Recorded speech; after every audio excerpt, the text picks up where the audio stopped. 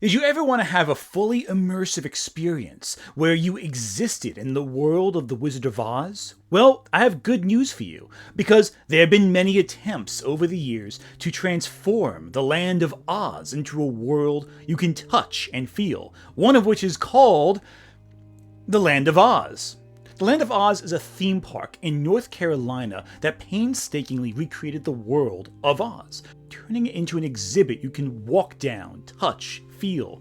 But why do that when you can instead just go to the Sphere in Las Vegas and experience an AI-generated Windows XP wallpaper that dumps you in a visually noisy world where wind blows in your face, they bombard you with smells, and you don't even get to see the movie that you really paid money to see, but rather this AI recreation of the landscape. It's no secret that a lot of people are critical of AI, but I think things have reached a new level of terrible with this newest AI experience. For decades, we've seen it depicted in books, on screens large and small, even on stage. Now, Dorothy and Friends are getting a high-tech new look. With Ben Mankiewicz, we're off to see the wizard, as you've never seen him before. The Vegas Sphere is an overpriced mess that desperately wants to try to justify its gargantuan costs by providing unique experiences or exhibits that don't exist anywhere else. And in order to do so, they create something that already exists in real life, and better there. It's an immersive experience, putting the audience inside the movie. You've never seen Judy Garland like this before. No. Right? You've never seen Ray Bolger dance like this. And the connection between the audience and the performance, right, is what I'm really looking for. When Dolan and his collaborator, producer Jane Rosenthal, decided to bring a classic film to Sphere, they agreed on, according to the Library of Congress, the most watched movie of all time. This is just the most recent attempt to take The Wizard of Oz and turn it into content, which oddly enough is going to be arriving at the end of August, before Wicked for Good comes out, the follow-up to the immensely popular adaptation of Wicked, or at least the second half of the play.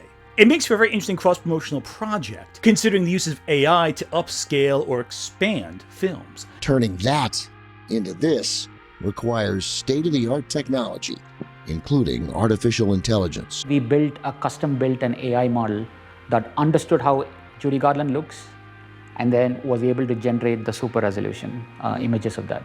So a grainy close-up of Dorothy becomes richly detailed.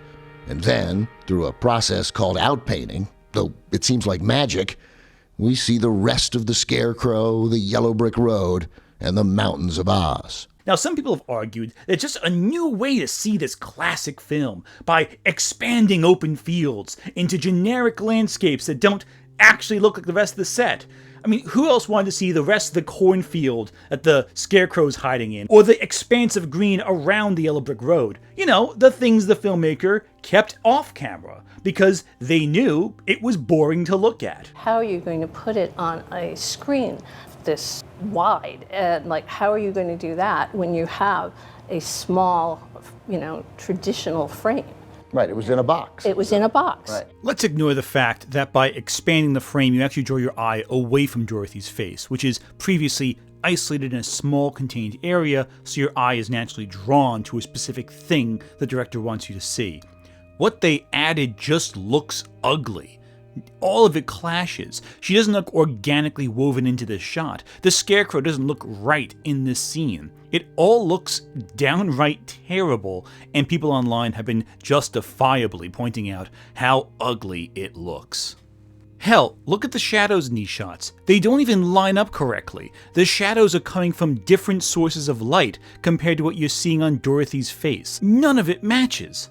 And who doesn't want to see AI recreate dead actors and have them walking? This is the original movie, Right. and you can see the camera panning back and forth. And then when we get to Uncle Henry's performance, you can see how we create all the variations here. Ben Grossman is the visual effects supervisor. In the original, nobody saw him walk over. Nobody saw him walk over. But on a screen this wide, Dorothy's Uncle Henry needed to stay in the picture. So AI created a brand new performance out of actor Charlie Grapewine. So you can see that Uncle Henry's walking over and rejoining the original cinematography. Those are performances that were prompted based on the context of the script and what the director has done and what their performances would be. You know, the things that the filmmaker kept off screen because it was boring. None of this resembles Oz at all, but they're telling you it's a new way of seeing Oz, like you've never seen it before. You know, like garbage. It looks horrendous, and it's not timeless. It takes the original and turns it into this bizarre content that I guess some people will pay a lot of money to see. But more than that, the AI is generating content that was not there originally, that was not originally photographed. They call it expanding the frame, but what they're doing is making an AI movie that uses assets from a recognizable IP and actors who are no longer alive to consent to the process. So a grainy close-up of Dorothy becomes richly detailed, and then, through a process called outpainting, though it seems like magic, we see the rest of the Scarecrow, the yellow brick road, and the mountains of Oz. And look, using AI to upscale a film is already controversial. James Cameron and Daft Punk's Interstellar 5555, they both used AI to upscale their films, resulting in imagery being changed from the original, and in some cases, blurred beyond recognition. The best 4K releases tend to follow a pretty simple template. Clean and scan the negative, repair any obvious signs of damage, and restore the colors to match the original grading, with as little meddling beyond that as possible. And that's the problem with deep learning algorithms. They can't preserve details. They make their best guess about what an object is supposed to be, then pull new details out of their digital assholes and smear them across the screen. True Lies is the best demonstration of why this remastering approach was a horrendously bad idea. Faces regularly become host to a menagerie of parasites, burn scars, and porcelain cracks. Lines are over-sharpened to the point of making Arnie look like crinkled leather. Not only does this fake detail suck, it has no temporal stability. Faces phase between AI over-sharpening and soft blurriness from one second to the next. It always looks like a video game render, some kind of digital wig applied to the actors' heads, and these synthetic details also remain uncannily sharp when the actor is otherwise blurred by motion.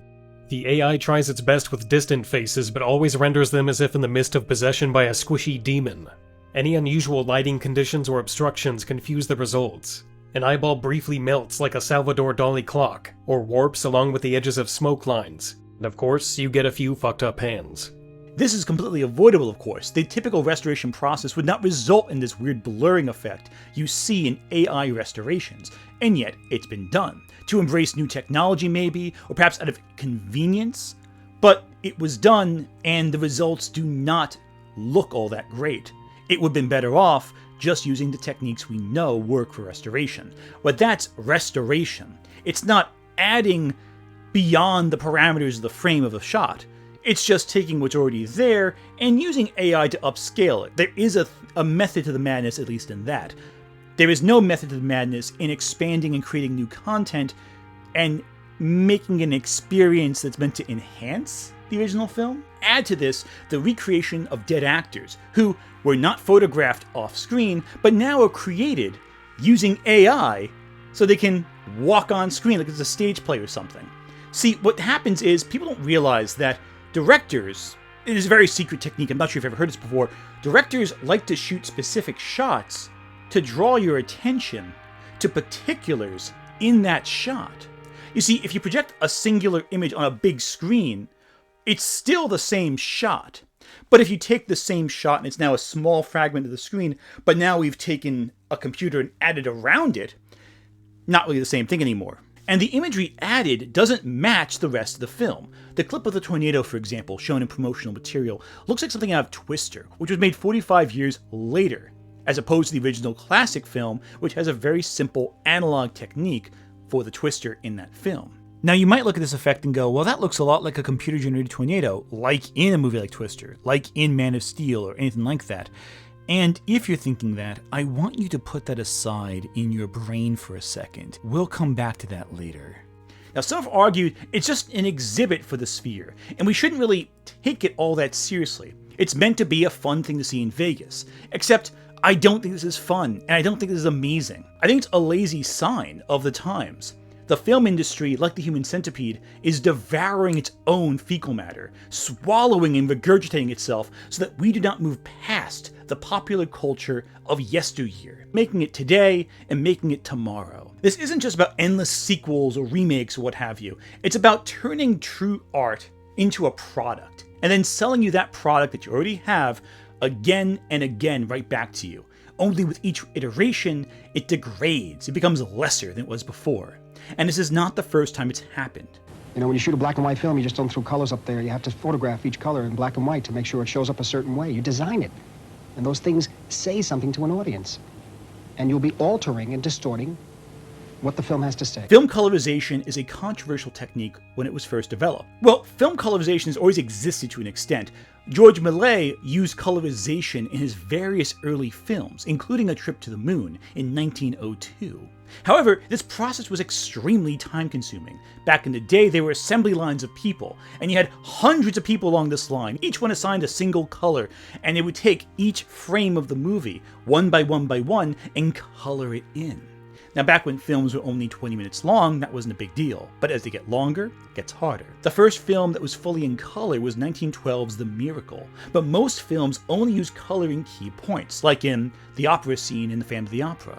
Eventually, Technicolor was developed, and that revolutionized the medium. In the 1970s, computers were used for the first time to add digitized color to prints, and this was based on various factors. A technician would assign specific colors to certain shades in the black and white, resulting in these pale, low-contrast, washed-out colors, replacing the beautiful black and white originals, or at least a copy of them. There are obviously a lot of advantages to being able to colorize black and white films.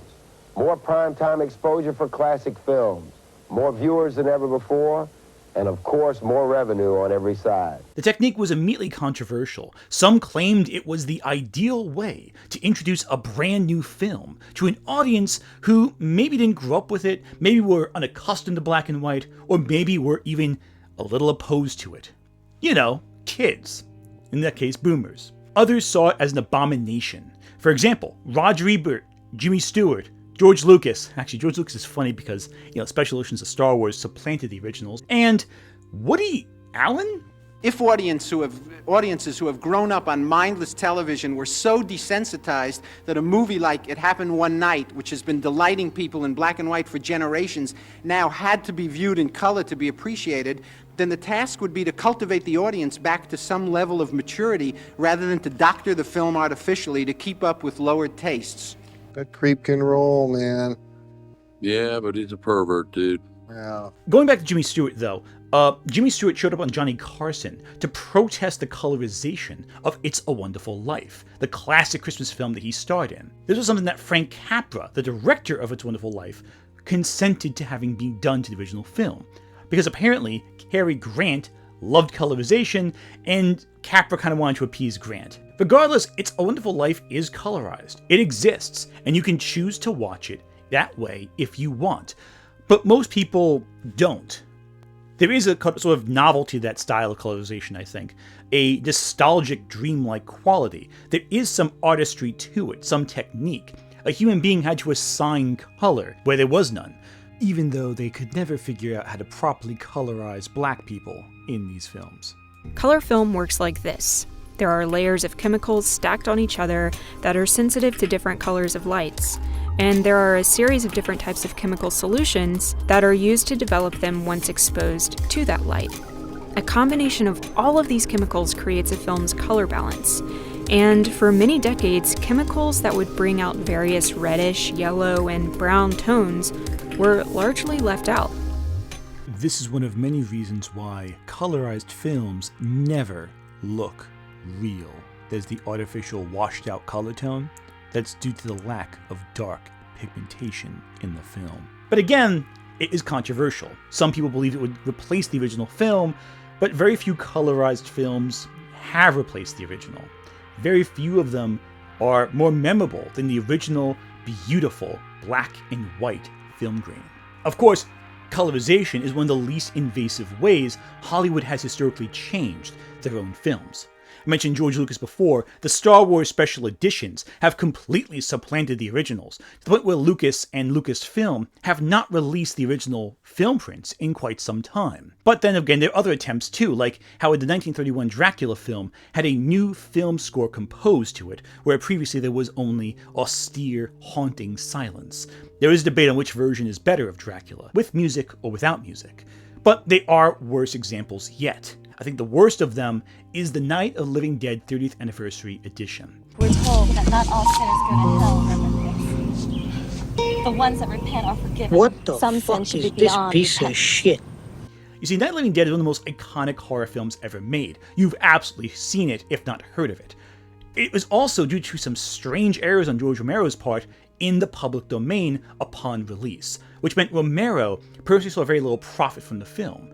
And while Romero went on to make several other films, Night of the Living Dead aired on TV for years, and Romero didn't see a cent from it. To this day, his estate has not received revenue from Night of the Living Dead. So George A. Russo, one of the producers of the film in the late 90s, decided to try to remedy this. He made a 30th anniversary remastered version, but added 15 minutes of copyrighted footage to his version. And this added footage completely clashes with the version that was put on screen.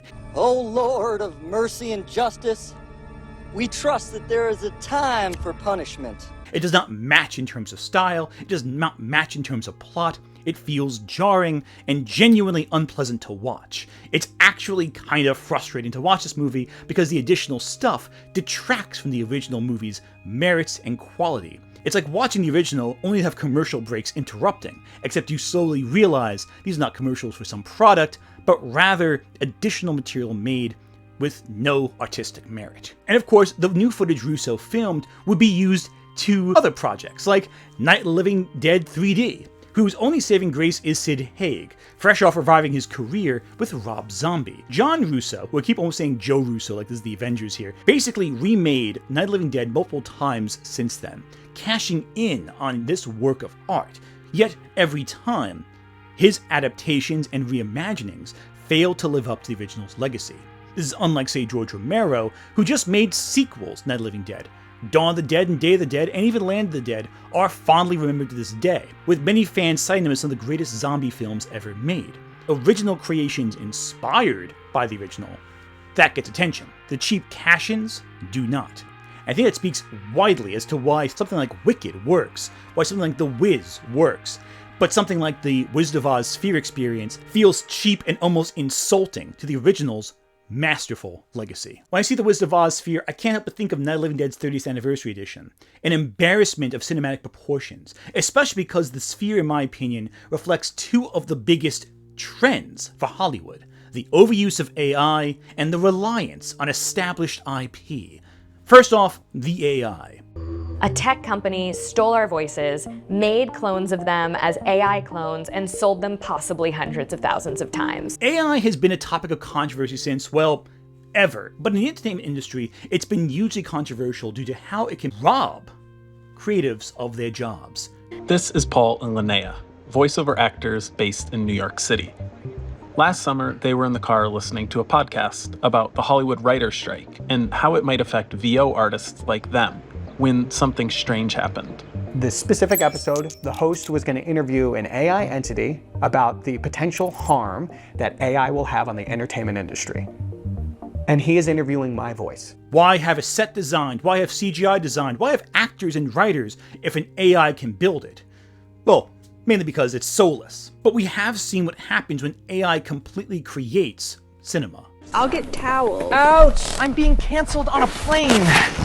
Bet she dumped your ass. Well, if she does, I'll just hop on a kangaroo and bounce back into the dating game. You'll be having a lot of time to do that when you're down under the weight of your breakup. One of the things that I've mentioned multiple times about the whole generative AI craze and the people that are into it is that these people have no real sense of taste. They have no sense of taste whatsoever. Early on in AI's production, many people were trying to use AI to create their own sorts of films, including one controversial adaptation, quote-unquote, of the Ghibli film Princess Mononoke, a film that apparently cost a lot of money to make in terms of AI film budget standards, and was promptly laughed off the internet, in part because AI-generated films cannot be copyrighted, meaning whatever you make with AI will never be yours. Not truly, anyway. Much like with George Romero, anyone can take your film and broadcast it themselves, and you won't see a cent from it. Film studios realize this. But tech companies capitalize on it. Recently, a new startup described as the Netflix of AI was funded by Amazon. Elon, I have an executive order here on my desk that says provide new showrunner users with a brief overview of how to generate a scene. Its creators are calling it the Netflix of AI. And there's a person watching us right now.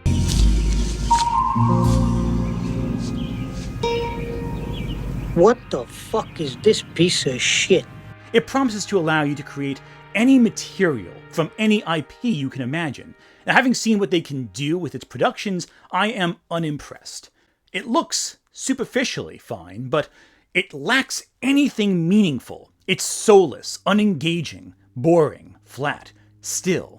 There's little visually interesting here to draw your attention, and I'm pretty sure any deals it gets with licensors will be erased the moment it takes the beloved children's IP character and puts it in, I don't know, something controversial, like something out of a Newgrounds cartoon or something. AI has been used in assets before on film. Very famously, Marvel's Secret Invasion used AI to generate a title sequence. This was widely hated by fans. Netflix and Amazon have released shows using AI assets, and they got widely rejected by audiences. Low-budget horror film Late Night with the Devil used AI art in select backgrounds and transition scenes. Again, minor uses, and still, people loudly rejected it. Recently, it came out that Disney had considered inserting an AI-generated character into Tron Ares, but didn't because the backlash would have been severe. Which tells you something very important. Disney would rather put Jared Leto in their film than AI art, which implies that the consumer and the audience member has a lot of power. If you get mad at something and resist it through your words, the studios will listen, which is why AI has been such a touchy topic as of late. Add that the multiple strikes between actors and writers have led to some discussion as to limiting AI in terms of media production.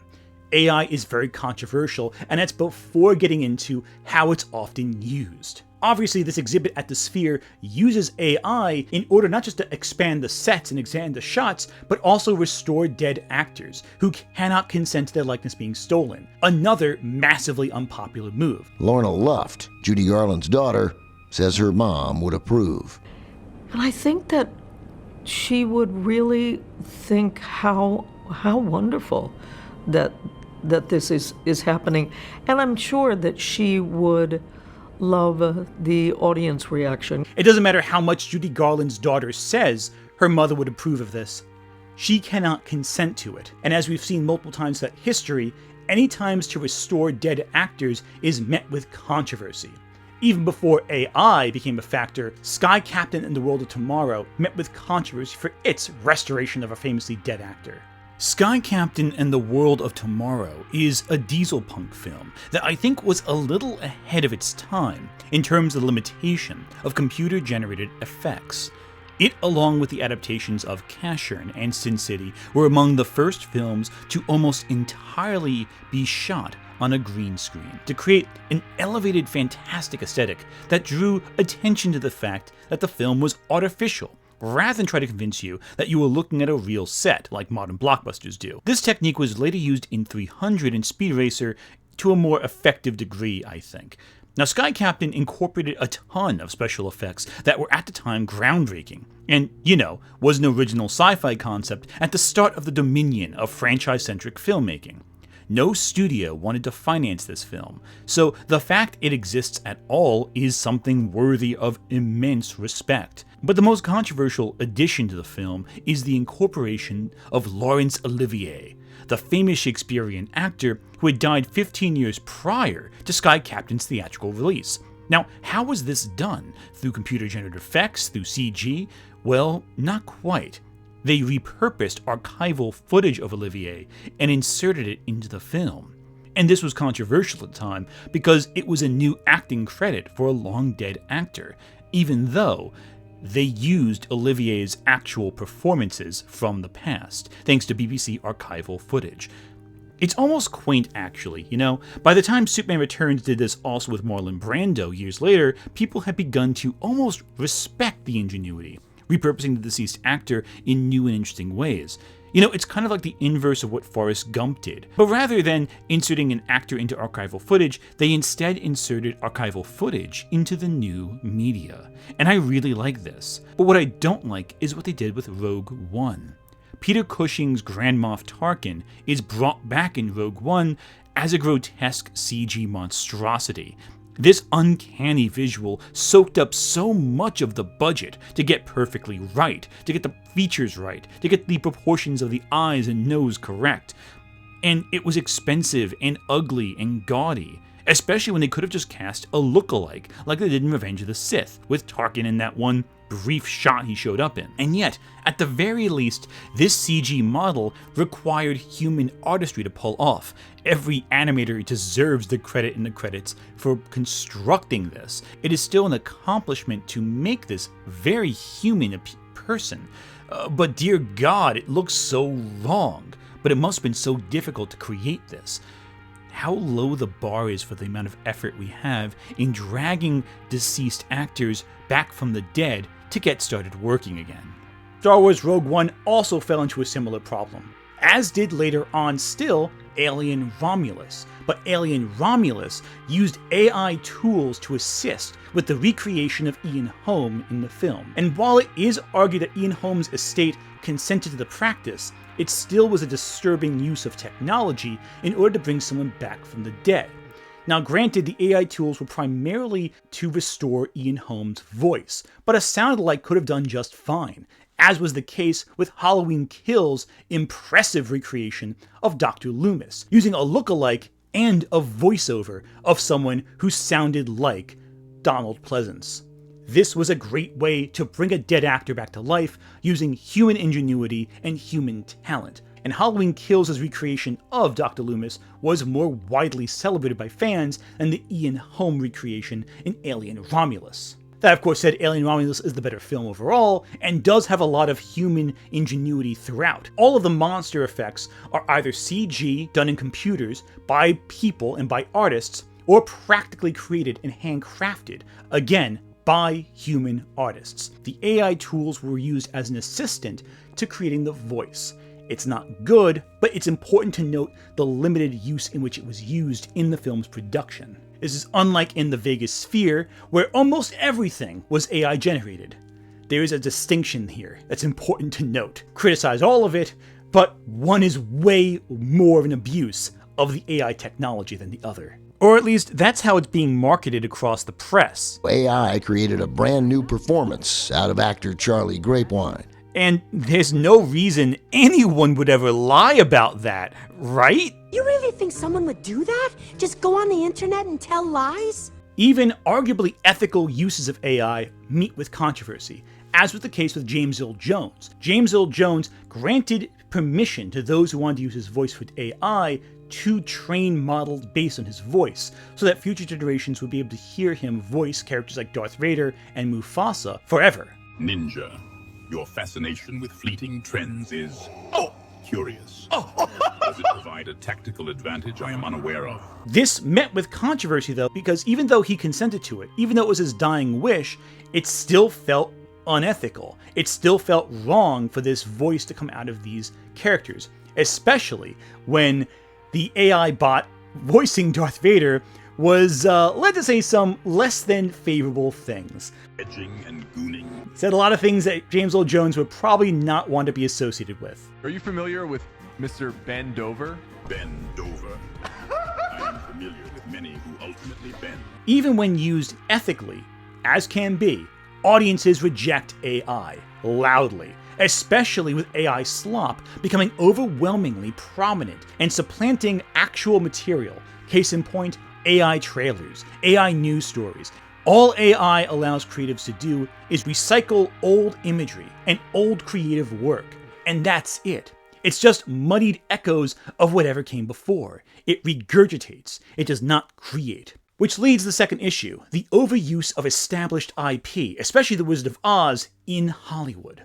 You may be unaware, but The Wizard of Oz has been adapted A lot more than you probably think. You are no doubt aware of Return to Oz, Wicked, The Wiz. You might even remember Oz, the Great and Powerful. You know, the one with James Franco. Yeah, but he's a pervert, dude. Yeah. But there have been to date 58 adaptations of the Oz story, not counting stage productions, which would bring the total count to 75.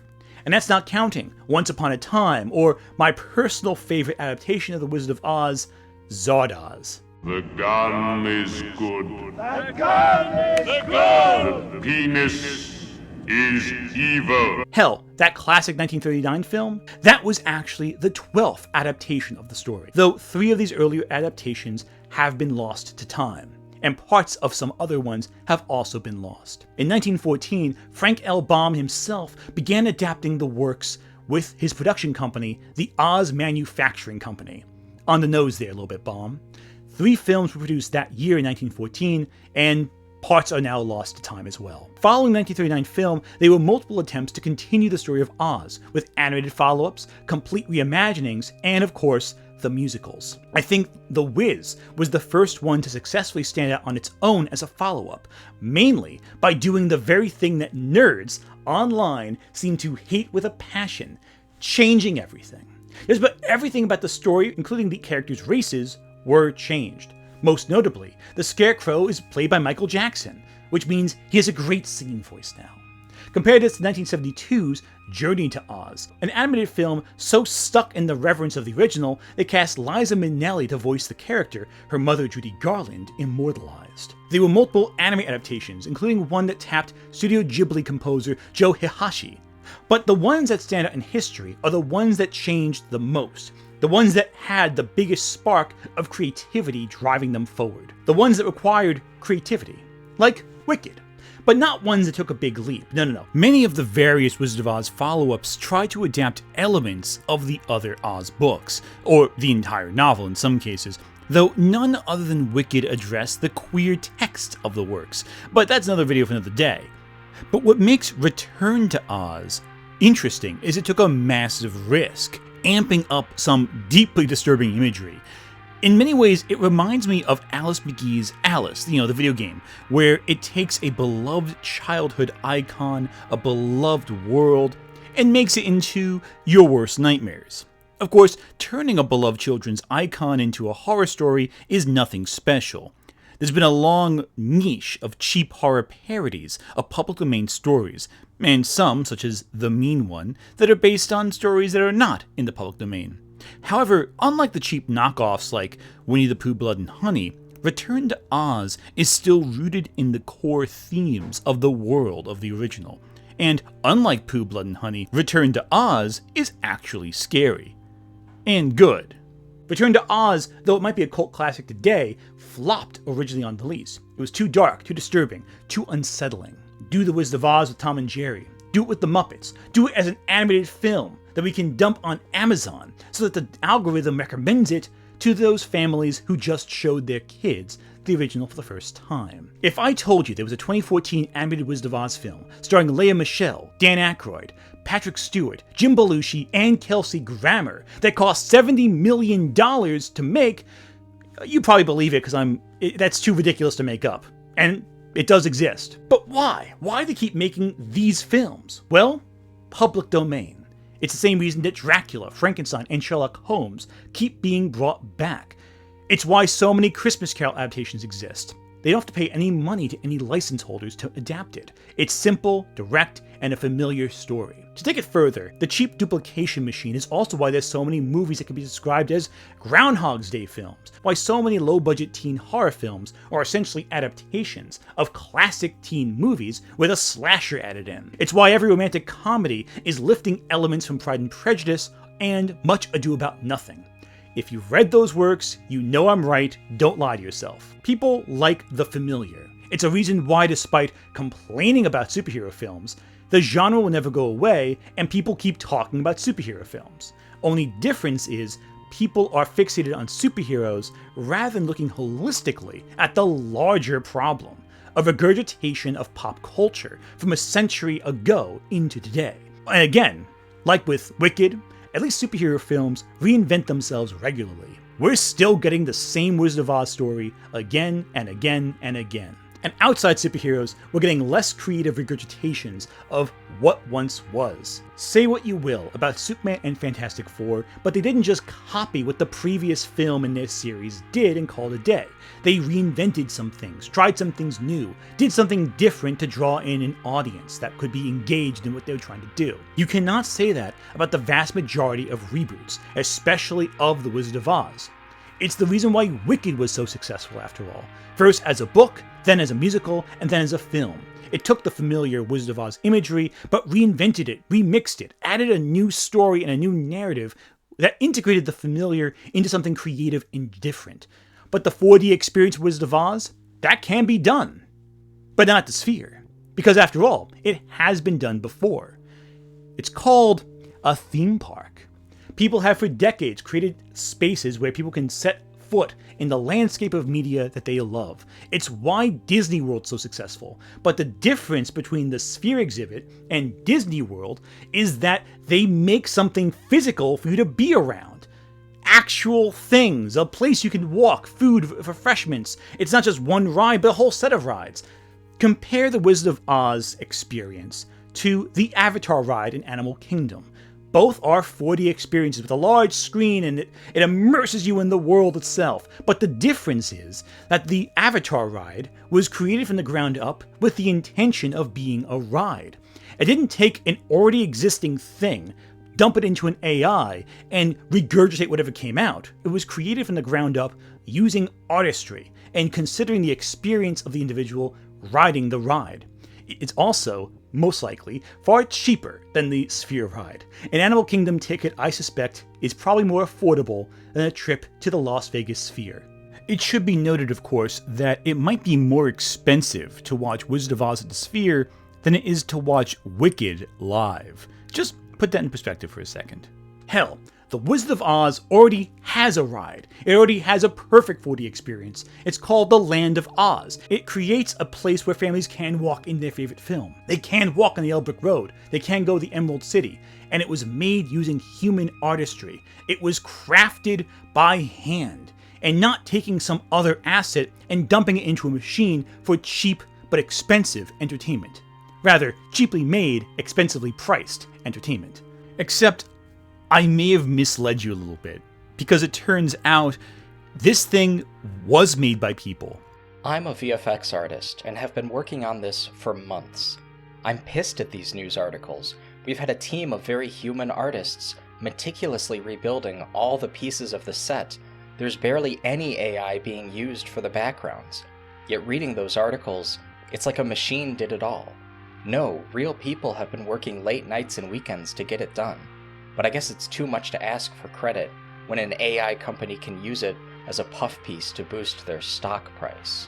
Despite so many reports that this was entirely made by AI, it apparently might not really be all AI.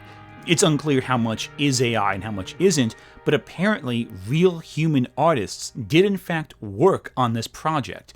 Now, I'm not merely talking about sound design. There are many videos of an orchestra playing music for the recreation of the soundtrack of the film. This is because apparently the audio recording devices for the original film were not strong enough to pick up the full spectrum of sound. Okay, granted, that's fine. A remastering of the orchestra, that's okay. But the artistry itself, the extension of the frame, the very thing that people said was entirely made by AI? AI created a brand new performance out of actor Charlie Grapewine. Does this mean that no AI was used? No, of course not. But the reason so much of this looks digitally created is because apparently it is. Multiple teams helped craft this allegedly, though what they did is still unclear. These are again rumors, do not take them necessarily at fully face value. The production company for this project, if these accounts are true, deceived audiences about what went into the creation because they wanted to present it as a massive win for AI. But why? What value would this provide? Well, to give AI a win. Power consumption increases exponentially with AI data centers. Firstly, it requires a huge amount of information to be stored, fed through, and created when training the machine learning algorithms. Secondly, the end AI tools require massive computational resources. including large amounts of GPUs to process and analyze large datasets when generating the end result. Large language models like ChatGPT and image generation models like DALL-E and Midjourney cannot be processed on devices like laptops and phones. They require communication with cloud data centers for every transaction. You see, every year, more and more capital goes into developing AI systems. We are constantly told that AI is going to upend everything, but the amount of money being poured into these companies is not turning a profit for investors or the company itself. The cost of building AI is massive. We have to build facilities for the servers, run them with heavy amounts of electricity, cool them with absurd amounts of water, and replace parts physically melting under the constant exertion with an increasingly minimal amount of rare resources. Ren and his colleagues have predicted that global AI demand could be accountable for up to 6.6 billion cubic meters of water withdrawal by 2027.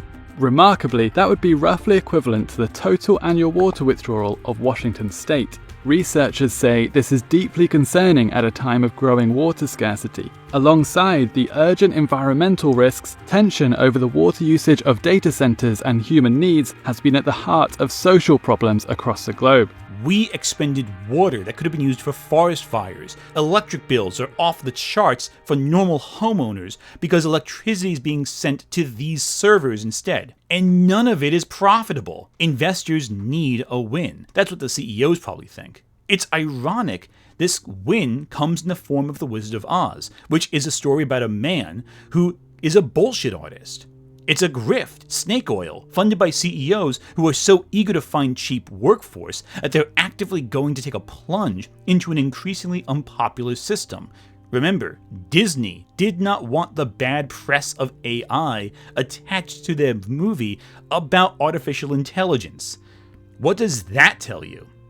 But if it's made by people, this Wizards of Oz show, why does it still look like garbage? Because of a very simple problem: crunch. These people are rushed to finish their jobs extremely fast. It's the same problem Disney and Marvel found when their VFX artists were forced to rework effects multiple times leading up to the releases of their films. It's the reason why Quantumania looks so cruddy, the reason why She-Hulk was redesigned multiple times by artists leading up to the show's release. It's bad because the product was rushed by investors and by project managers under the constant pressure of CEOs demanding a finished product to sell. I can't help but think about that Charlie and the Chocolate Factory pop-up event. Something you may have seen on social media this week, police were called to a Willy Wonka immersive experience as disappointed families were demanding their money back. You'll see why. Willy's Chocolate Experience in Glasgow, Scotland was marketed as an immersive experience, promising optical marvels and extraordinary props. The event advertised chocolate fountains, performances by Oompa Loompas, and interactive experiences, all for just $44. Well, disappointed attendees shared these photos that have since gone viral. They were let down by a sparingly decorated warehouse that didn't quite match the ad. One father said that kids received 2 jelly beans each and a quarter cup of lemonade, and there was no chocolate. And the worst part is that the actors, as both the most visible and blameless element of this fraud, ended up receiving the most attention when it blew up on social media. Only here, we don't have actors. We have alleged stories of workplace erasure. So what's left? AI. AI is the only thing that is being discussed about this production on social media. The bad use of AI, how bad it looks, how sloppy it looks. I bet they thought this was going to be a win for AI, a presentation that drew people in and amazed them with the incredible capabilities of technology that they're claiming is AI, but in actuality was human artistry, erasing the human in the machine. Pretty impressive, or pretty terrible. There is something so screwed up about a project that exploited human labor and pretended that that labor was produced by a program they're trying to convince you is actually powerful. A program that steals from artists and repurposes their work into generated recycled machines of cheap, repetitive art. I learned about this halfway through producing this video, and I was already annoyed at the sphere. It already pissed me off, but this information just made me feel like my blood was boiling reading it. All these people, all these production crews, completely neglected, completely left out to dry, completely erased from all stories surrounding this accomplishment, or perhaps this disaster. Maybe on some level it's a good thing. They won't have the stink of this on their resume, but on the other hand, it feels extremely scummy that they pretend a computer made all this, when in actuality, we really don't know how much AI actually went into the production here. How many humans had to touch up the AI? We don't know. We don't know because it's not being presented to us, because what we're being told is inauthentic to the project's actual creation. And all of that tells me that they're trying to do something. They're trying to pull the wool over your eyes. They're trying to present this as some accomplishment for technology they want you to further invest in. They want your money on both the back end and the front end, and they're willing to lie to your face about how they made this work in order to get that money. That should infuriate you. And if these accounts are true, which they may not be, but if they are true, this could be potentially fraud. It could be a lawsuit. The Sphere experience is proof we aren't just using technology to cheapen a film, we're doing it to cheapen real life, and it just sucks. But there is hope. If we protest this, if we are angry about it, they will not continue. Remember Ares, the Tron sequel? The reason they backed out of using AI was not because it was expensive or because the filmmakers protested its use, but because audiences did not want to see it. Disney also did something similar recently with the live-action Moana film, where they're going to use deepfake technology to put the Rock's head on a much larger body to look like Maui. They didn't do this. Public pressure has pressured Disney, one of the biggest companies in the world, to back off using this technology. Will it be forever? Probably not. Are film executives already using AI in their productions? Almost certainly. However, it's important to note that controversy is a way to push change forward. Protest the use of AI in films. Celebrate the works of real artists, real creators, real writers, real actors. Find alternatives to bringing back characters played by deceased actors like in Halloween Kills. And maybe, just maybe, this Sphere exhibit will blow up in their faces, showing that Vegas, hey, we don't want to see this garbage on screen.